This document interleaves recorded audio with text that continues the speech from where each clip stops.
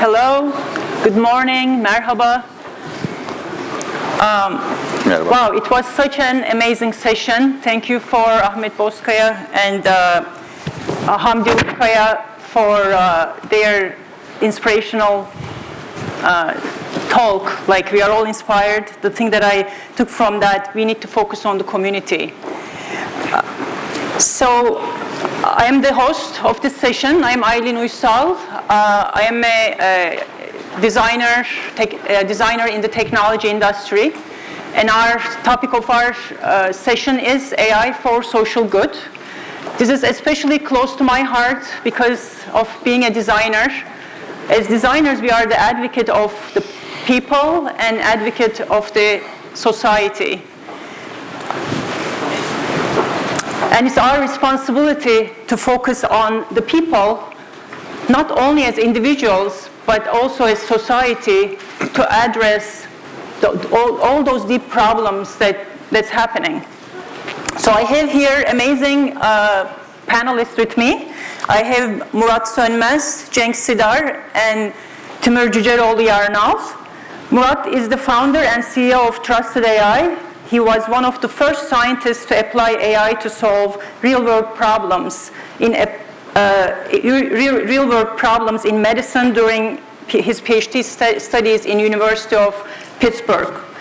And then Cenk Sidar is the founder and CEO of Enquire AI. He's the pioneer in the intersection of artificial intelligence and business intelligence.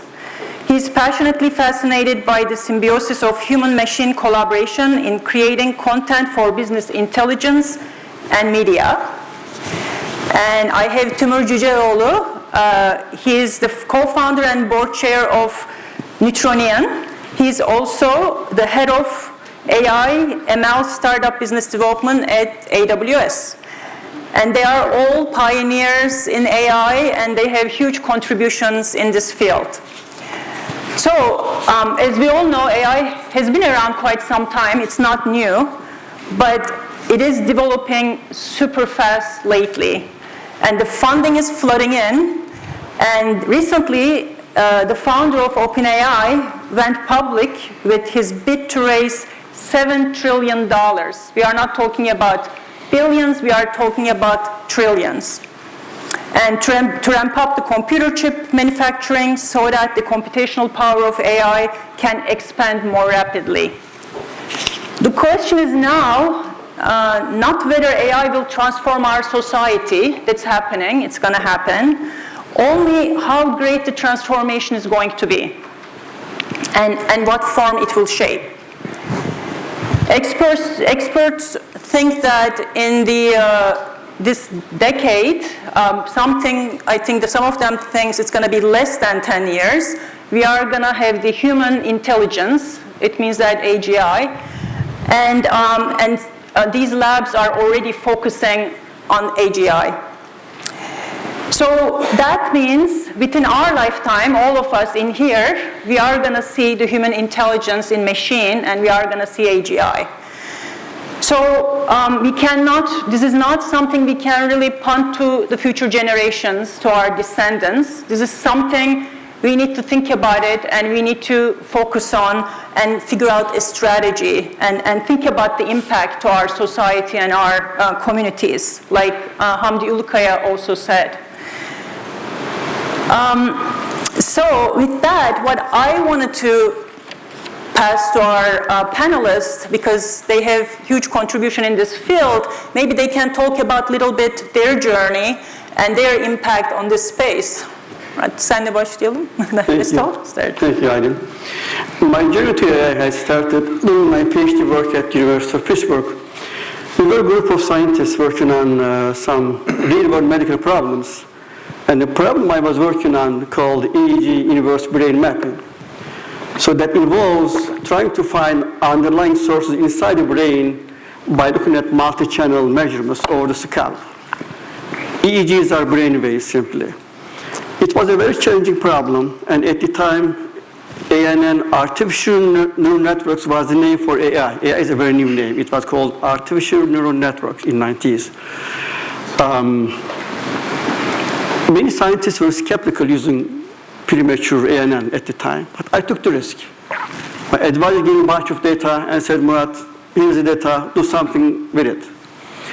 I took the risk, we formed the data, turning the data. This is the first time I learned data is very important. It is not about AI, it is about data and what you're teaching to the machines, simply. So surprisingly, we got a very good result. It was the first work on EEG inverse mapping, applying AI in EEG inverse mapping. Then following days, I got a call from US Navy for a similar project, and I took the job. We've done a similar project in US Navy, this time monitoring, alertness monitoring of the US Navy pilots. It was another real-world problem that we've solved. My tenure on AI later evolved towards what we are doing on Trusted right now. At Trusted, we are focusing on another real-world problem, trying to solve another real-world problem by focusing on the consumer behavior in sharing economy. See, sharing economy is different than conventional economy. In regular economy, when you go and buy a car, you go to a dealer, you have a buyer, yourself, seller, dealer, and a third party establishing trust between buyer and seller, which is credit score mechanism. Credit score is nothing more than a financial trust that gives a peace of mind to dealer about your financial payment to the car, right? But in sharing economy, that doesn't apply because money exchange is not happening at the same level where the service exchanges. So you need to find some other mechanism to fill the gap here. So what is the next thing that you can use instead of credit score? We thought that behavior is the only parameter that exists across all verticals of sharing economy. If you are able to measure, objectively quantify and measure behavior of consumer during service exchange in the sharing economy, then you could solve this problem. And that's what we did. All right. Thank you. Thanks. Thank you. Cenk? Thank you. First of all, happy April 23rd is such an important day for democracy and the future of Turkey. So it's great to be here and talk about technology, where you're going to play an important role, hopefully, for the future of the country. My journey with AI, I'm a trained political scientist and economist. I run a global macro consulting firm from 2008 to 2016, and I have a little journey in Turkish politics in 2013 to 2015. I was joking that I'm rehabilitating political scientists, especially if you deal with Turkey and the region. Now about the world, things are really, you need a rehab after being involved with that. So it was interesting experience. I think I was a bit late to Turkish politics, the old good days and stuff, but I was definitely early to AI. And in both cases, there were some, timing challenges because now when I was running my, previous company, emerging markets and global macro risk consulting, I used to work with large corporations, hedge funds, and private equities and helping them to understand investment and operational risk, mostly in emerging and frontier markets, talking about Latin America, Africa, Asia, etc. So we used to rely on human networks, like intelligence networks, who knows what in these countries, who can provide timely, actionable insight to make decisions, sometimes in terms of investment timing, sometimes from the operational perspective. But then I realized, I think as earlier Hamdi Ulukoya said, you realize that you can do something better than the existing models. So I start thinking about building a global network of knowledge professionals and experts that bringing all these experts in different countries together and basically removing the middleman from the equation, middleman being me at that point, but also many consulting companies, etc. Because most of this work has been done by the experts on the ground. If it's a project in Tanzania, you need the construction or infrastructure expert on the ground. So we created a platform in 2016. Today we have about 60,000 experts. We work with about half of the Fortune 100 companies, and we built the network and we built a small language model that combining human and AI together. So we provide real-time insights, and we are the Enquire AI is basically the unique solution of bringing the human head knowledge with the artificial intelligence and open source available together. And that makes me really, understand the challenges and the dilemmas that AI brings, and I'm excited to talk more about the social aspect and political aspect and economic aspect of what AI provides as a benefit or imposes as risks. Thanks. Timur? Yeah, thank you. Great to see everybody. I want to say thank you to Aylin. I think you maybe have the hardest job moderating after the rock stars. When I agreed to speak, I didn't know we were going to go immediately following the most amazing speakers. So thank you for that. So I'm Timur Jugellu-Yarnal, and yeah, lots of thoughts and emotions thinking about this being Children's Day and then talking about AI. I do want to mention up front that I'm the son of Doğan Cüceloğlu, if you're familiar with Doğan Cüceloğlu. I believe my father's last book has sold now over 1 million copies in Turkey, so I don't know how many have read Var mısın? Wonderful. So it's wonderful to be here and be in this community, and I think hearing the discussion of the connection between Turkey and the U.S. and just the hopefulness is just so good for my heart and my soul, and I'm very proud to be here. I think for me, AI, we're coming off of Earth Day and then with Children's Day, my overall take on responsible AI, before I get into what I've worked on, just comes from my father, right? So my father says, I can hear his voice, this has to be about human potential and the potential in every child. And just thinking today, and I wrote in one of the book that I wrote about my father, I think we get so excited and we see headlines every day now on the release of a new language model, Llama 7B, 7 billion parameters. The latest ChatGPT has, I think, 175 billion parameters, etc.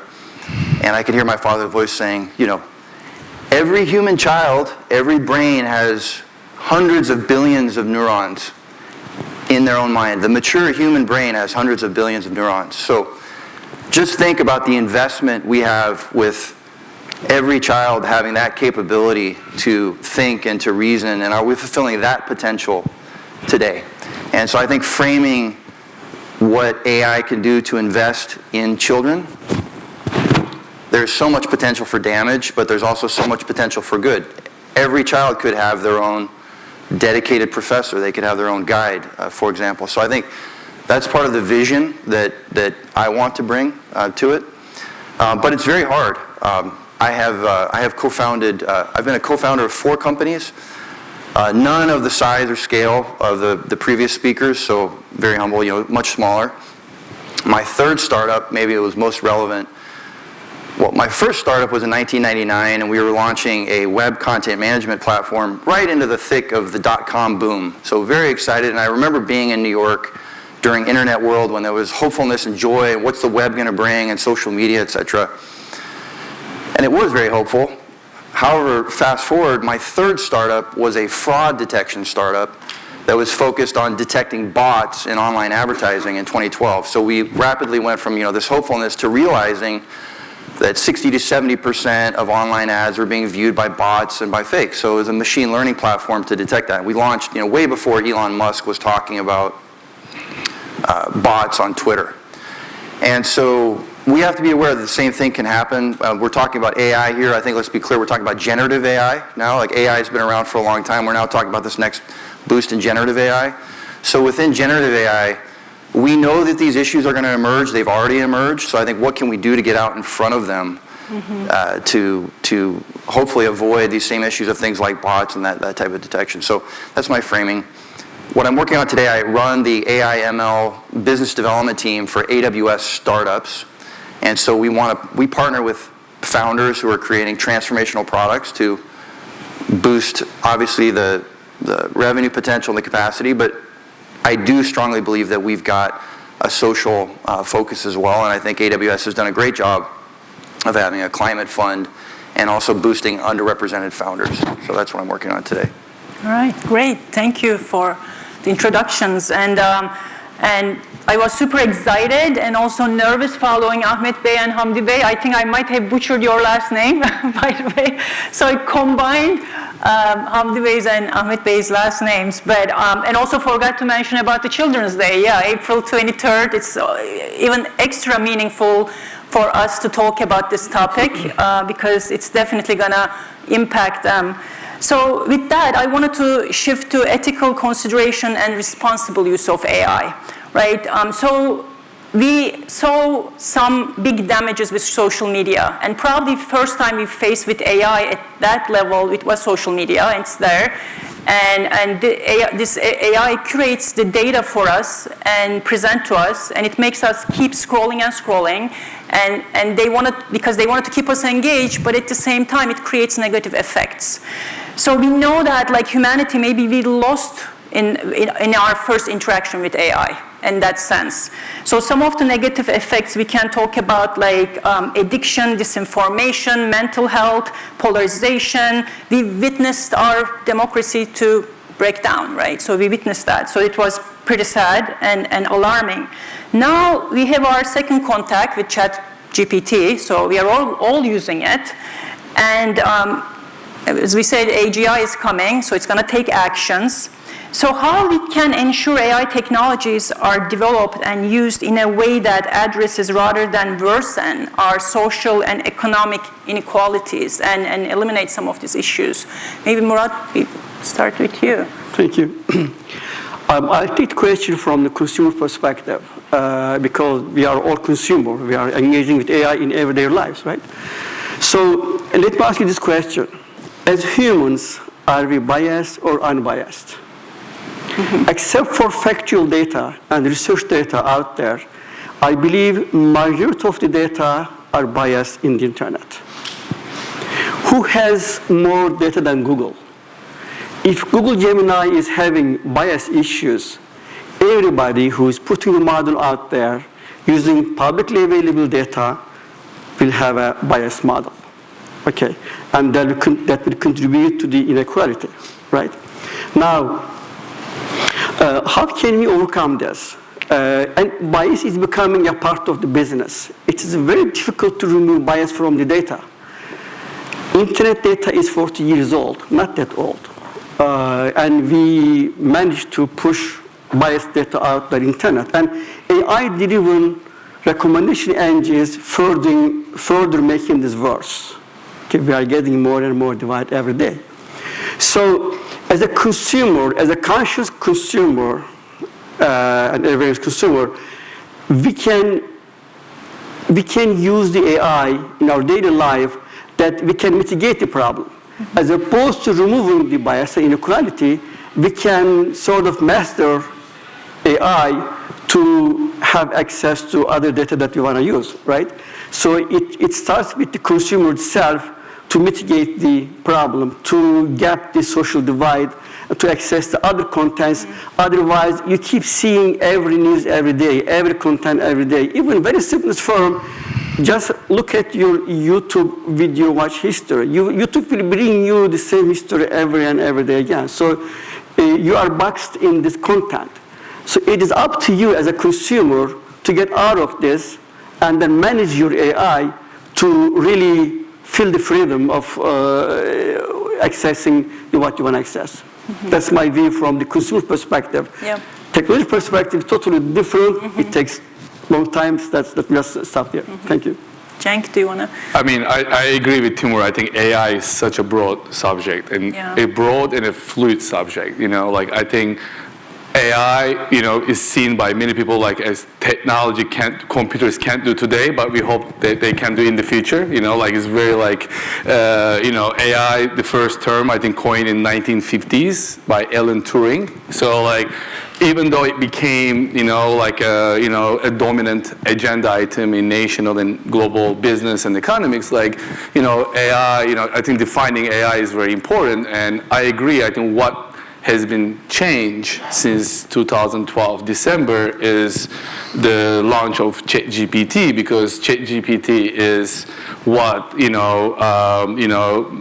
Model T did to the Industrial Revolution. That was the first initial product that we all saw and we start using on a daily basis.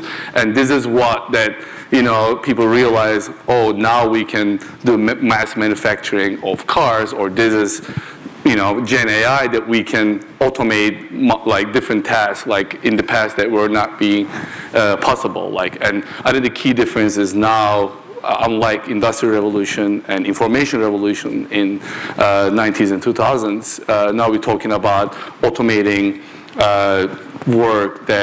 knowledge work that is basically mimicking human knowledge. So I think this probably we're going to discuss this in the panel, but I go back to your initial question about building reliable systems. And I really like Murat's response from the consumer perspective. Now I'm going to answer from the builder perspective, because as I mentioned, we've been training our own models last about 5 years. I wrote my first article on Gen AI in 2016. So I've been thinking about how we can integrate Gen AI, like automated content generation for decision making, or even entertainment for media, right? But from the builder perspective, even though we're not building a foundational model, we're not building, GPT or Llama or, like any core model, we basically, next layer application, we're building the next layer on top of, on GPT now, but we also like using multi-modals. But I think the key thing is how you build your AI or model with what kind of data. Non-human data, again, is easier to integrate. Maybe you can weight the sources, you can get certain data sets as core ingredients to your model. But we're doing also something interesting. We're putting also like a human or expertise judgment and human expertise to our model. And that's what I mentioned, that we are the only company doing that in the, in the tech and knowledge economy now. Because I think the challenge is only data will not resolve your problems. Only human will not solve your problems. Only technology or AI won't solve your problems. The feature rests on the optimal collaboration of human judgment, data, and technology. And building the optimal solution is the challenging task. So we build a Q&A product like Quora or Reddit, you can think of it, but very targeted for the expert network, expert network. So the company, Starbucks, has a question on certain regulation passed in UK.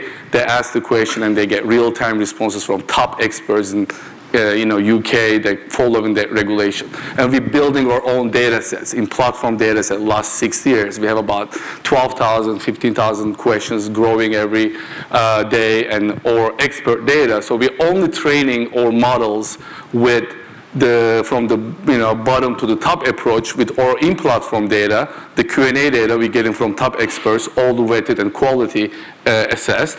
On top of it, we are building, like selecting vetted data sources, like it could be IMF reports, it could be State Department reports, it could be Brookings, CSIS, or BMI country reports, etc. So I think the important thing is to know what data you're putting. You need to put trusted data and vetted data, and especially if the human component is involved in it, like in our platform, you need to be extra cautious to make sure that you're not getting misinformation or infactual information, etc. Because our clients, all the most of the Fortune 100 and investors rely on our data to make their investment or operational decisions, so we can't let them down. So it's very important from our perspective, from the builder's perspective, we use the data, because data is the most important ingredient of any AI system, as we all know.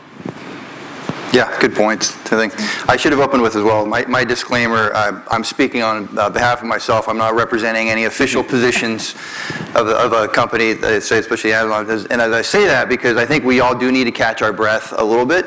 As Cenk said, AI has been around as a term in the 1950s. I think we went through peak hype cycles. In the 1950s, there was an understanding that we would hit AGI, right? And there was huge disappointment that we did not hit artificial general intelligence in the 1950s. Looking back, it probably feels a little insane that there was this expectation.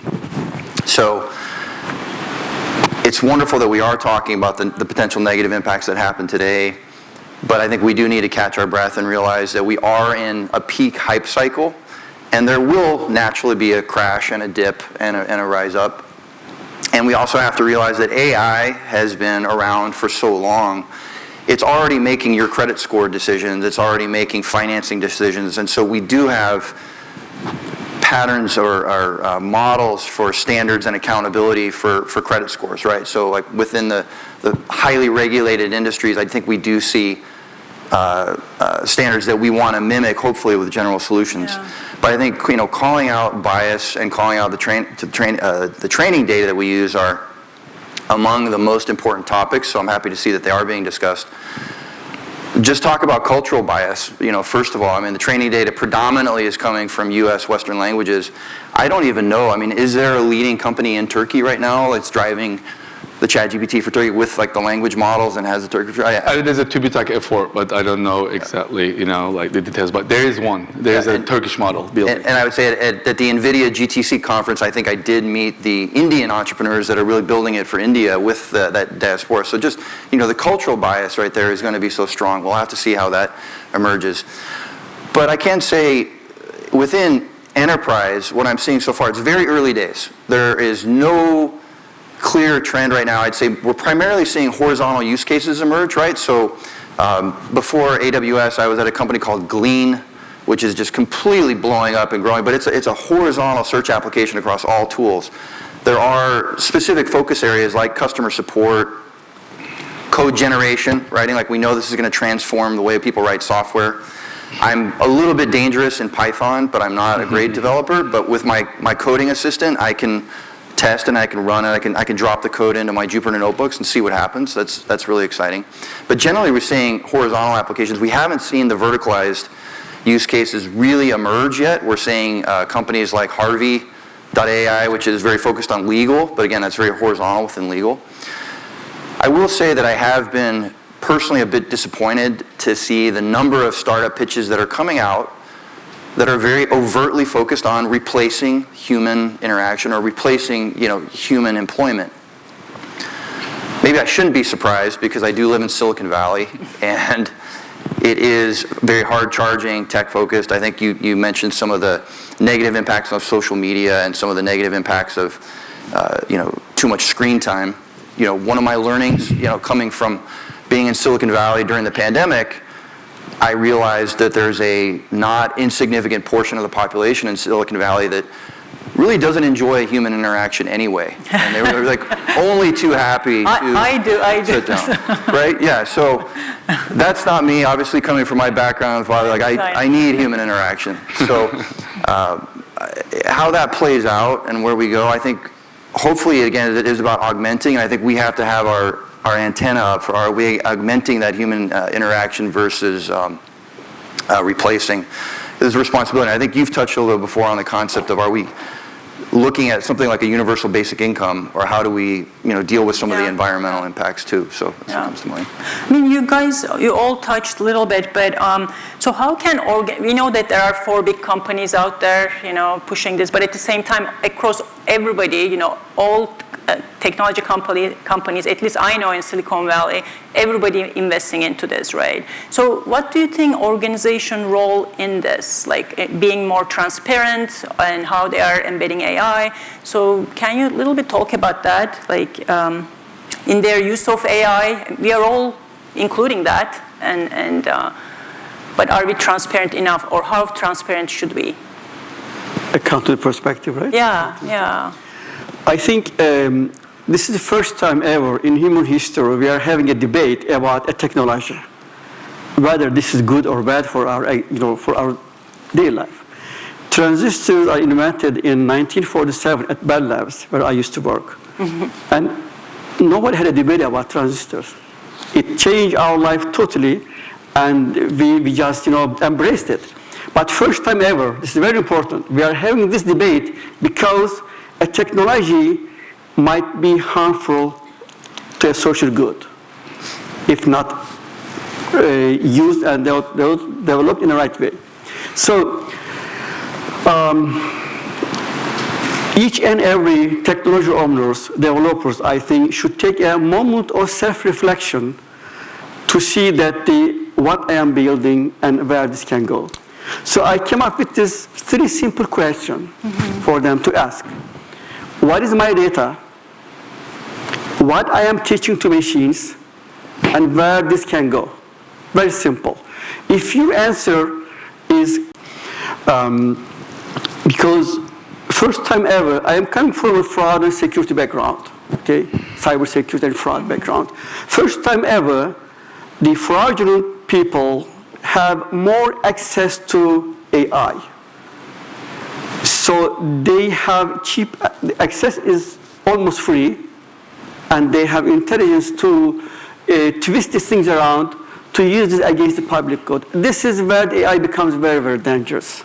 Yeah. So for this reason, technology developers should take the self-reflection to really don't leave any stone unturned before going public, before launching your product, to really test it for each and every circumstances. For technological products, that might not be the case, but if you are developing a product that touches the social life of the people, that you should be very careful on this. I practice this exercise on myself, on my product, over and over and again. I analyze different markets. I analyze Asian market a lot, China, for example.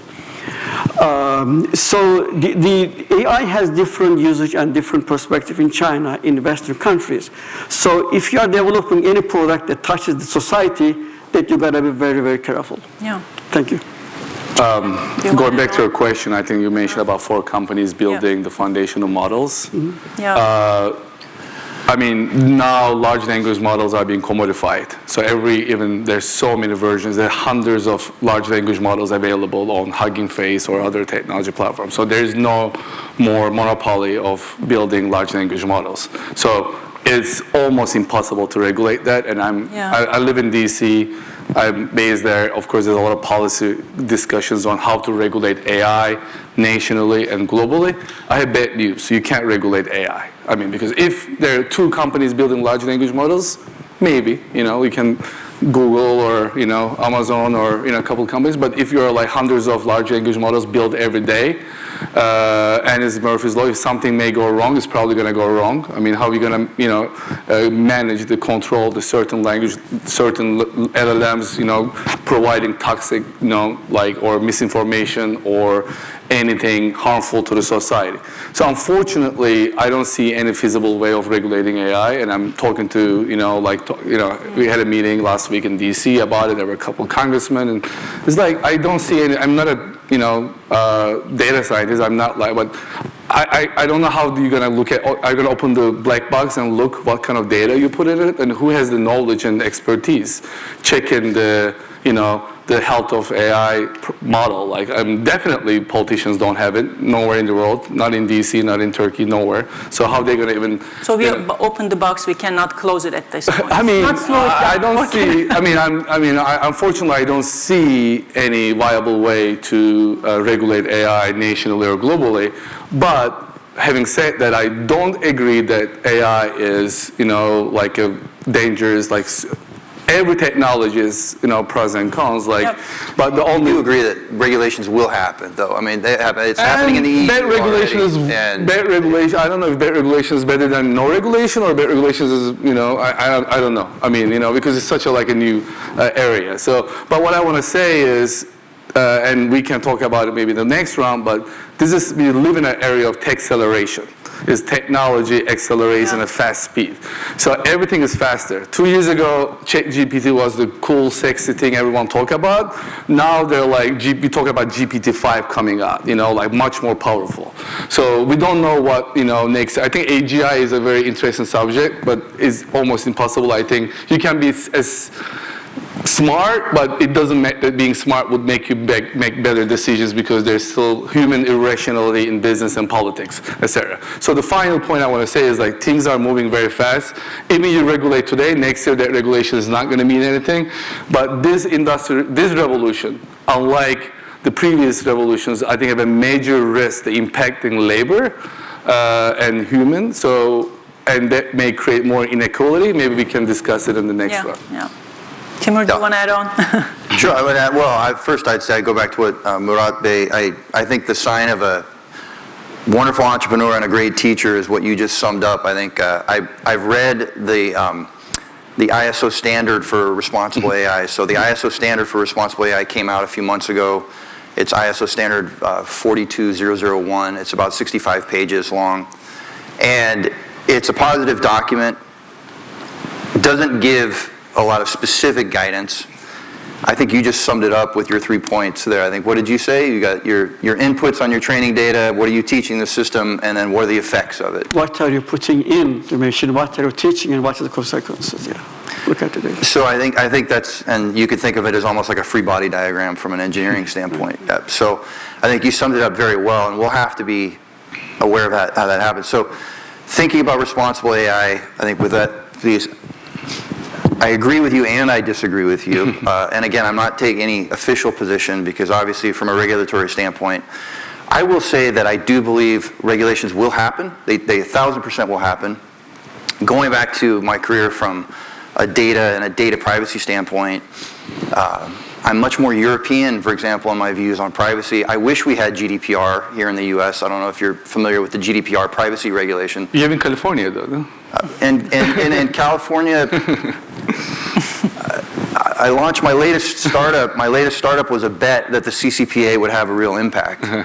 And it didn't have an impact, right? It was wiped away. So I am dismayed by the lack of privacy we have in the US. I'm dismayed by, I do think the biggest players, take it very seriously and are accountable, but there are corners where it's the Wild West. And so I think you're right. We can't put that genie back in the box, and we'll have to deal with that.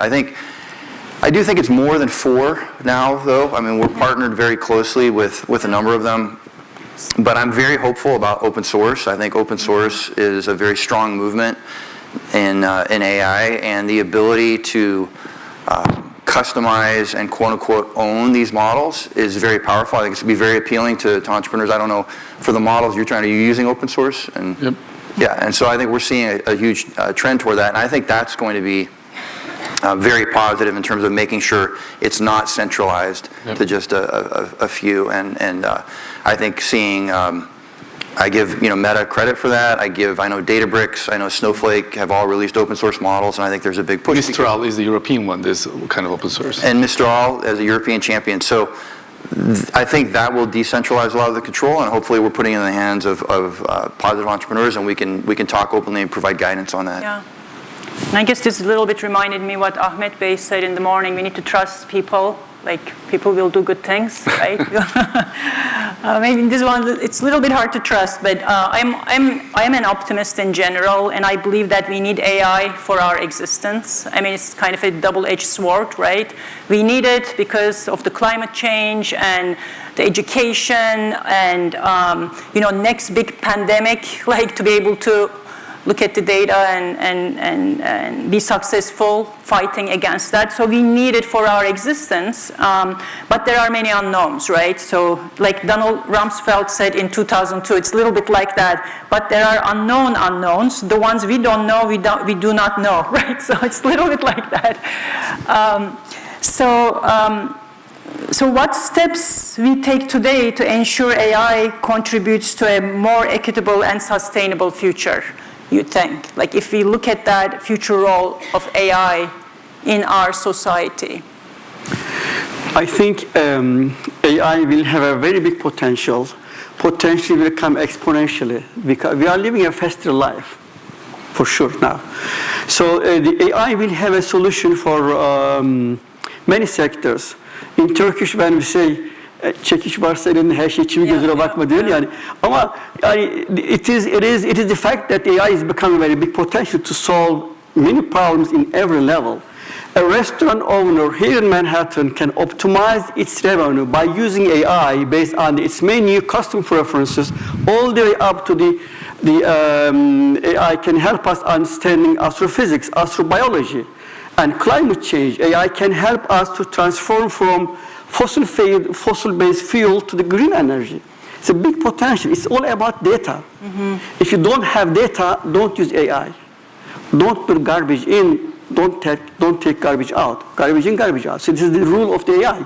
Your data has to be very healthy, as Timur said. That to me, it is not a matter of AI. It's a matter of data, and how you are framing your problem to solve it. So in that regard, if you have problem to solve, look at the data first and what are you going to solve. In that regard, there are many, many applications. AI is not being used by small restaurants and small businesses right now because it's a budgetary issue. No, it's not, it's a facilitation issue that they don't have budget probably, there's no awareness. But when the awareness is there, AI comes up with a very big potential. We will be seeing this, believe it or not, those who have iPhone right now, hardware AI is embedded in our iPhones. So we are living with AI in our everyday life. But my view is there will be what we call software agents helping and solving small problems in our home. There will be some hardware agents in our daily life, in our home, helping solving small problems. AI is very good in box solutions. AI can solve very niche problems in a small scale. Then you will have this collector of software agents that helping you. But that will come with a risk. So more AI you use, you are opening yourself more to the phishing attacks and fraudulent activities. So you have to be very careful. But by potential, AI is coming and coming big time with all the exponential growth. We're going to see in many, many applications when the sector becomes more mature and when public becomes more aware of it. Mm-hmm. No, I think I want to restate that I think we're talking about I will be talking more about, when I say AI, I'm mentioning Gen AI because I think most of the, like how restaurants can be revolutionized by AI could be also data analytics. 5 years ago, 10 years ago, we were talking about big data, right? So technology is the larger term, but AI in the way I'm talking today is within the framework of generative AI, automating knowledge work.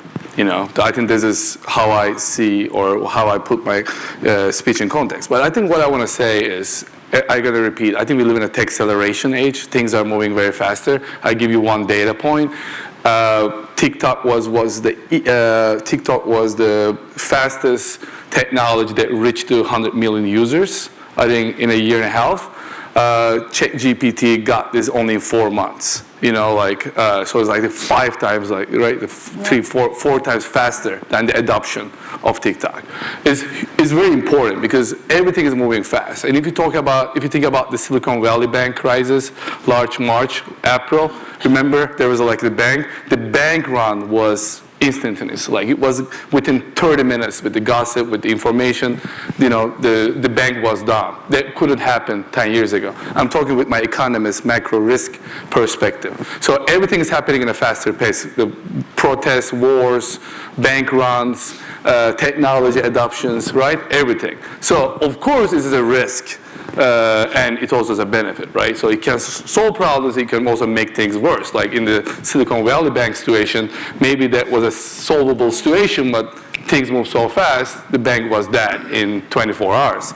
So I think the most important thing about when we talk about AI and generative AI, the most important difference between, you know, Gen AI and the previous revolutions, and I call this AI revolution. Even though it sounds like a hype and people talk about I think the hype part is, I agree with you, that overall usage and AI is now the next big data, you know, all this stuff. I think the real change this time that we were witnessing in the humankind history is industrial revolution, information revolution, and this is generative AI revolution, is the first time in the history that the human knowledge work is, you know, could be imitated by machines.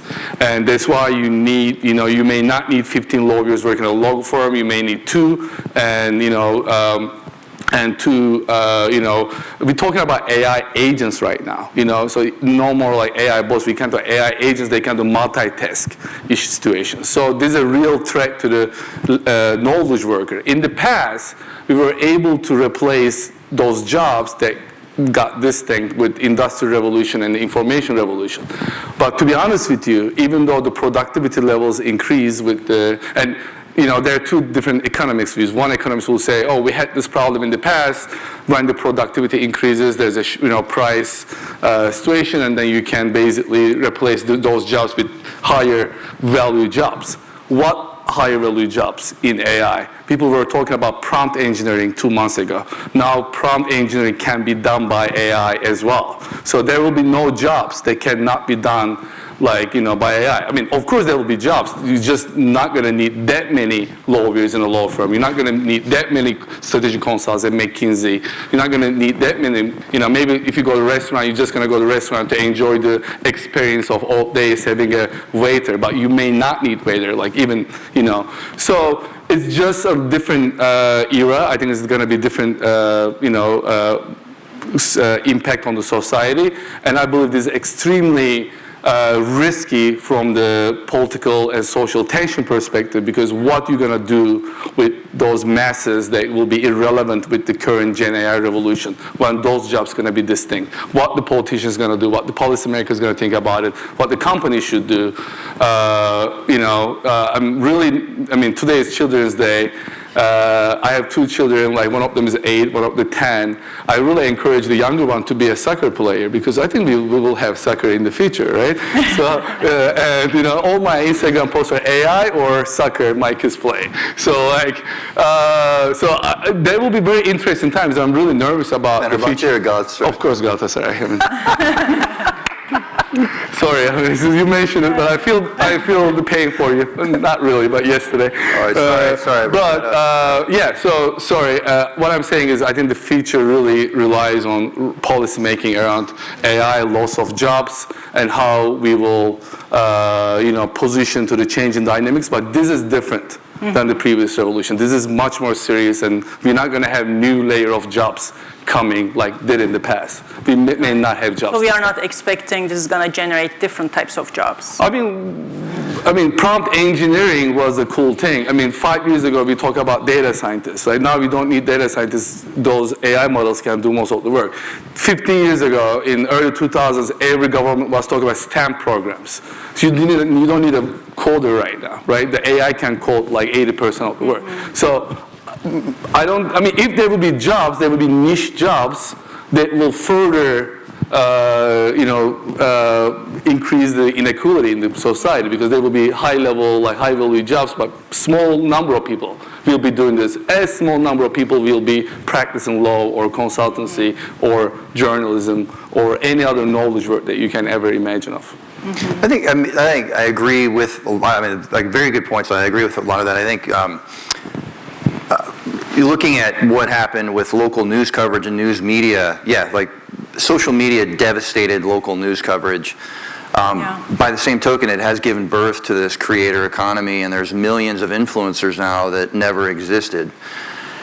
And looking back, I was trying to launch my second startup to provide web services to local broadcasters. They were all controlled by 4 companies. It wasn't like there was this great competitive environment to go sell into. If I wanted to sell my tech, I had to go call on, Rupert, and I had to call on the CNBC, and that was it. So in some sense, it's easier to launch within that. But I think backing up for a second in terms of looking at the impacts of on AI, what we're supporting in the system, I will say genuinely, I am relatively new at AWS. I've been very pleased at what a focus there is on supporting underrepresented founders, and what there is a focus on just addressing climate impact as much as possible. And there is a business, and I think we do want to talk about the climate impact, because it's a real issue. It's a critical issue. But stepping back for a second, I've been very impressed by. I think we want to make sure AI doesn't just turn out to be just run by a bunch of white guys. Right, just to say it, and I think as we talk about Turkey and we talk about Middle East, women's rights, support for female entrepreneurs is very, very important. So I know that within AWS we have special programs, credit to support underrepresented founders. Really, everything we can do.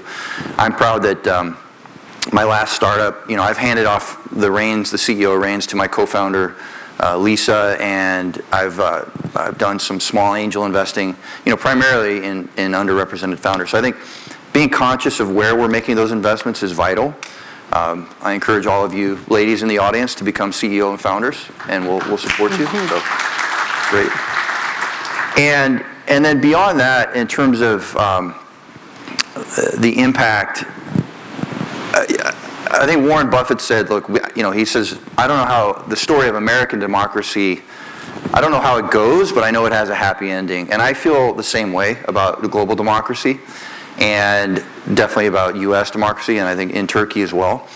And pointing to that, I'm certainly not doing this to eliminate jobs. I agree 100% what you said. I mean, the business plans are there, right? Just, getting that economic impact.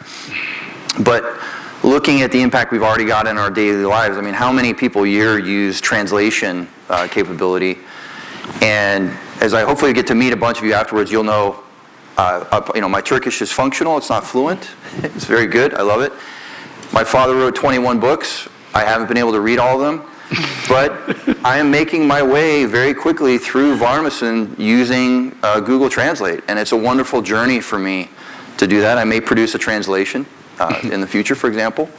And that would not have been possible, until fairly recently. I would have had to spend thousands of dollars and go through a whole process on this. So I think there's strong signs for hope, but yeah, we have to be aware. And I think to your point about the acceleration of the change, I was listening to NPR just yesterday, and they were interviewing political correspondents about the differences in the elections.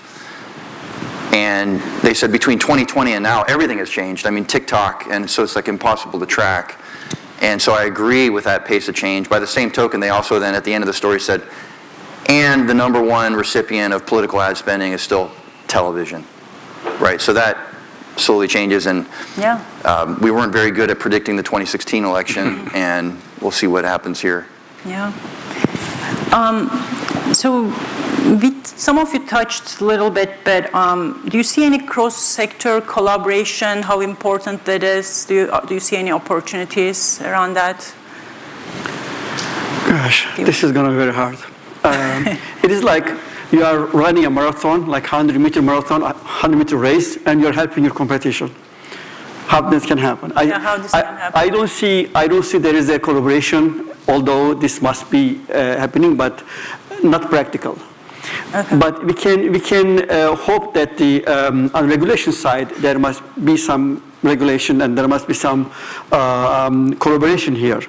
It is very hard to achieve this in the presence of the race in AI, in individual level, in corporation level, and in government level. Everybody wants to get ahead of the other in this race. So it will be challenging, very challenging, but I agree with Timur Bey here. The AI must be regulated. Mm-hmm. I don't know how, Jen, quite frankly. I agree with that too, but it will be very challenging. But if AI left unregulated, we're going to have very, very serious issue. And serious issue in society. Basically, you have your passport in your pocket, in home, but copy of this passport is somewhere in the internet. So your digital being is on the internet. So your video is out there. People are taking those and doing a fake identity. People are doing what they call deepfake. Deepfake is already causing millions of dollars of damages to the society, to the companies. So there must be some regulation. I don't have an answer how, when, where, but there must be some sort of regulation because development in the AI not less important than climate change. Mm-hmm. I am telling this because I am believing in this. Development in AI, where this can go, is not less important than stopping hunger around the world. Mm-hmm. It might become very hurting for society. So one thing, there should be a line that basically we should be very careful that. To me, AI should stay in the tactical domain, not in strategic domain. Decisions should be made by humans, not the AI. You want to have AI in your company to optimize logistics, but you don't want AI to run your company. You want AI to optimize your HR procedures, but not running HR. So there needs to be a clear distinction in this. And again, I keep saying, I don't know how, but there should be some sort of regulation. According to publicly available sources, we are seeing that the UK is trying to ban deep fake. They are trying to pass a regulation. Here, I got a call the other day from one of the government offices. There's an upcoming election, and they want to know how they can prevent deep fake news or any sort of a news that's not correct. So that is becoming very serious. But governments don't have enough know-how, don't have enough staff, and don't have enough intelligence to basically do something about this. So it is a wild jungle right now, but there should be some sort of regulation, I believe. Thank you. I really like you use the Rumsfeld unknowns. I was a political scientist and foreign policy and former foreign policy expert. Yeah, there are so many unknowns in the industry, right? We don't know what models will be available, how fast this technology will improve. Is a risk to individuals, companies, and the countries, right? So, but we know something, at least. I think, at least I know for the next 15, 20 years, human element is still important and gonna stay important. I think I mentioned that earlier, to build the optimal collaboration among human, machine, and data. Those three things. Again, machine could be AI, technology, whatever, like human, machine, data. If you put optimal collaboration to run your business, you mentioned HR or the whole company, or to build your personal career, or even as a country, I think at least next 10, 20 years, I can say that this is gonna hold. I don't know about 20 year plus, because now AGI and all other technologies may really upend things much faster. So, but at least for next 20 years, I can say, in order to excel at your own personal career, you need to build optimal. You need to augment yourself with data and technology. If you're a company, do the same thing. And also remember, LLMs are language models. They're not reasoning models. Language models are predicting what word to come after each, according to so large language models can be really stupid. They can tell you the most stupid things on your ChatGPT searches. That hallucination is the thing, because the most harmful liar is the liar who doesn't know who lies. So ChatGPT doesn't tell you always the facts, and it can tell you that it's very confident and know about it, but it can give you the misinformation. That's why human element is so important. As a company, I'm using ChatGPT, when I'm writing some first draft, but I use it for the first draft. I use it for the second draft. I do my own editing, on my judgment, and I, use it, or actually I do the first draft, second draft ChatGPT, then take it to personally, because I'm not a native speaker, so I need to improve, fix my grammar, etc. But from the personal, I like this concept of centaurs. There's this Greek mythological character, like a half human, half horse. I'm sure you guys all saw it. The torso is, horse, and the bottom to the top is a human. I think we need to get the best of AI, which is computing, data science, fast analysis, and we should get the best of the human judgment, empathy, and any other human skills. If you put them together in a centaur for yourself, for your career, or for your company, or for your country to excel. One final thing for the countries, because I always get the question is how, what does it mean for any country to progress itself in the developed countries list? I think there's a great, the race restarted now. All this technology became available, so it's a great opportunity for middle income trapped countries to go to the next round, to next level, like Turkey, so I can say that we are Turkey conference. So we can really use this opportunity as a country to go to the next level. But the important thing is, you need to give smart people the opportunity to build companies. You said the regulators must be smarter than the builders.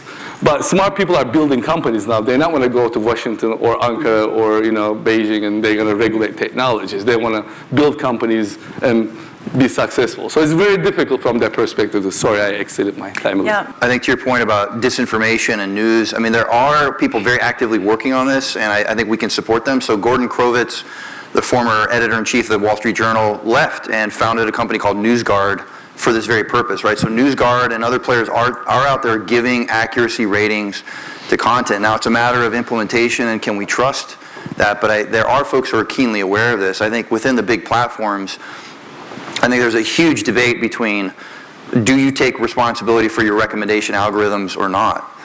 I'm a strong believer that you must. So if you are allowing content on your site, that's one thing, but when you're specifically recommending the content because you know you're going to drive clicks, again, speaking personally, I mean, that's where I have the issue with Google and driving that and with YouTube. Mm-hmm. So I think that bias in the algorithm and what are we optimizing for, I think is important. But people are going to find disinformation. If they want a reason to mistrust a political candidate, they will find a reason to mistrust a political candidate.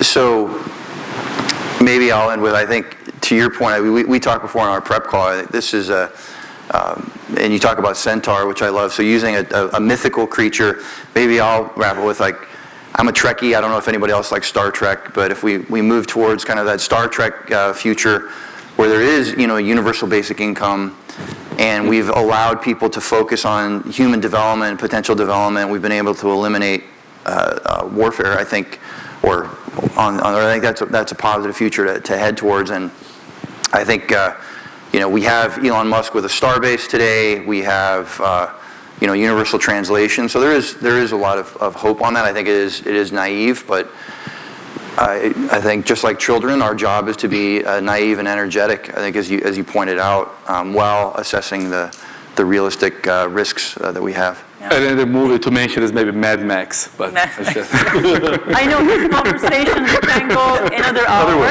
but we have a limited hour, so thank you so much for your valuable insights. I'm definitely going back to Silicon Valley with a different mindset. I learned quite a lot. So basically, we need to align AI to human values to be able to win on this. But thank you, and thank you everybody for listening. Thanks. we're more likely to get to Mad Max.